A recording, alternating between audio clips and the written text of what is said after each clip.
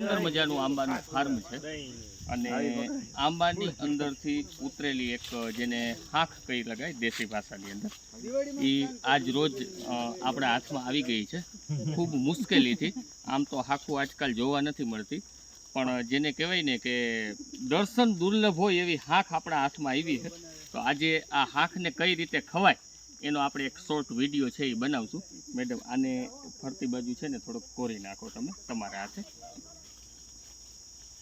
જોઈ શકો છો કે એકદમ સુંદર સુગંધ આવી રહી છે, અદ્ભુત સુગંધ.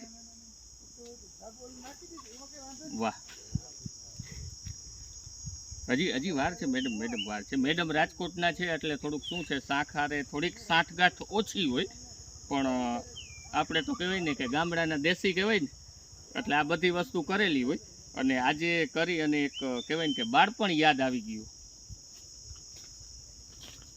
જોઈ લ્યો તમે મિત્રો, હાંખ એકદમ પોચી અને નેચરલ પાકેલી, અને જેને કહેવાય ને કે વ્હાઈટ ટપકી હોય હાંખની અંદર, એ આપણે આજે જોયું. વાહ ભાઈ વાહ, જોઈ લ્યો તમે ખાલી.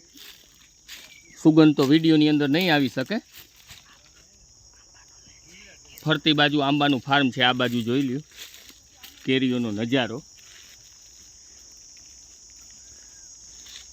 તો તાલાલા ગીરની અંદર આવી અને આ નજારો છે ને એ જોવો ને, એક છે ને કે નસીબમાં હોય એને મળે.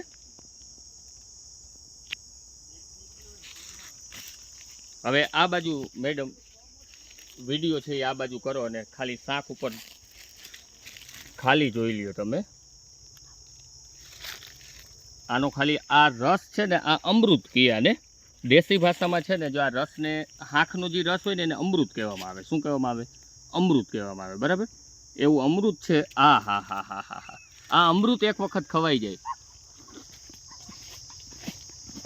અદ્ભુત અદ્ભુત અદ્ભુત. આવી જ મોજ કરવા માટે તાલાલા ગીરની અંદર અવશ્ય પધારો. Thank you very much.